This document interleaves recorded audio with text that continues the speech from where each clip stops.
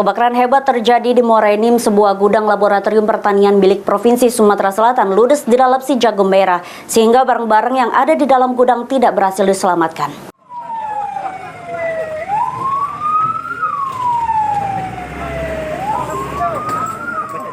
Kejadian kebakaran di Kampung 8 Desa Muara Enim, Kecamatan Muara Enim terjadi pada Selasa malam. Satu gudang laboratorium pertanian milik Dinas Pertanian Provinsi Sumatera Selatan ludes dilalap si jagung merah. Dengan kejadian ini, warga sekitar dengan spontan berteriak meminta tolong dan melakukan pemadaman menggunakan peralatan seadanya.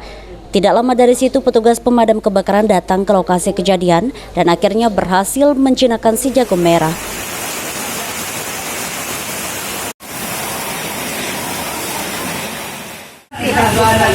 Pas maghrib tadi ada bunyi sancak, bunyi seng itu ya.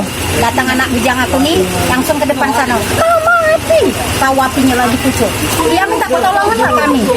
Yang di luar minta pemadam kebakaran. Itu gudang LPHT, laboratorium LPHT. Oh, dari pertanian, Bu ya? Iya, dari Kasiop Dinas Pemadam Kebakaran Muara Enim Adi Sutrisno mengatakan gudang pertanian ini penyimpanan alat dan pupuk pertanian, dan dalam melakukan proses pemadaman petugas sempat alami kesulitan karena lokasi yang sempit dan juga api berada di dalam gudang yang hanya dikelilingi tembok. Terjadi kebakaran di gudang pertanian. Untuk penyebabnya untuk sementara kita belum tahu, Pak. Tapi alhamdulillah rekan-rekan kami datang, api bisa dikendalikan lebih kurang 2 jam, Pak. Karena agak terhambat oleh posisi dan tempat, tapi kami bisa memadamkan.